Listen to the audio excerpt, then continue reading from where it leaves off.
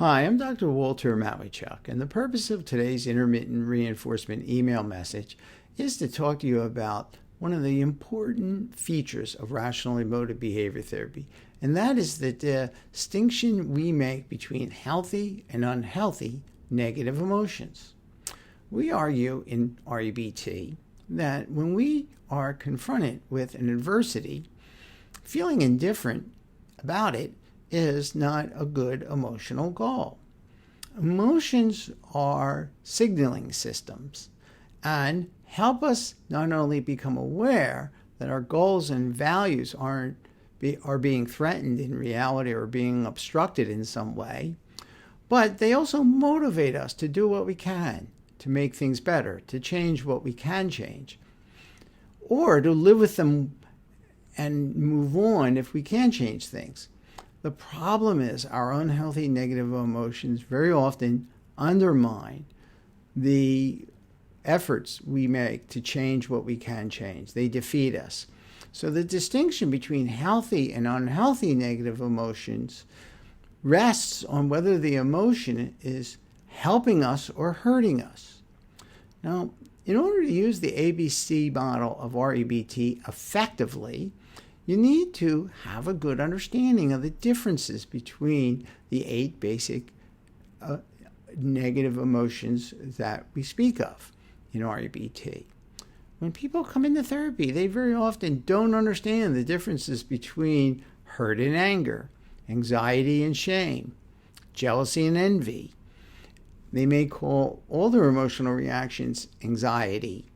And as therapy proceeds, the REBT therapist educates the patient on the distinctions between these 8 emotions and helps them develop a vocabulary for the healthy alternative. Then we help people identify the particular unhealthy negative emotion they're experiencing as they discuss a particular negative state of affairs and help them identify the healthy alternative. This is an important step in implementing the ABC model because it gives people an emotional goal to strive for, and it also validates their experience insofar as the REBT therapist is conveying to the person that yes, something negative is happening and we're not just trying to help you feel indifferent. What we're trying to do is show you that you have emotional options and that through an examination of your rigid and extreme attitudes, you can exercise your emotional options and choose an emotion that's healthy, that acknowledges the negative state of affairs that you're confronting and motivates you to do what you can to make things better. So I encourage you to take a look at today's intermittent reinforcement email message and familiarize yourself with the 8 basic pairs of negative emotions that are used in REBT. We have Dr. Wendy Dryden to thank for the precise distinctions that are outlined in this email, and I'd like to make note of that. I would also encourage you to attend on Saturdays my demonstrations because you'll see me utilize the model and show how people can have a healthy alternative experience to a negative state of affairs.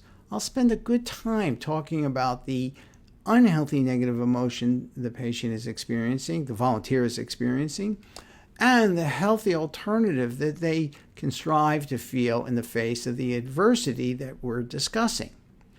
This demonstration is a great way to see REBT in action, learn to use it, see how it applies to a wide variety of emotional problems, and see the distinctions between the 8 basic negative emotions. This demonstration is held on Saturdays at 9 a.m. in Philadelphia, which is 2 p.m. in the UK, 4 p.m. in Bucharest, 7:30 in New Delhi, and 11 p.m. in Tokyo. It's free to attend, and you can write me at rebtdoctor@gmail.com to request the link to attend the weekly demonstration. I hope to see you on Saturday.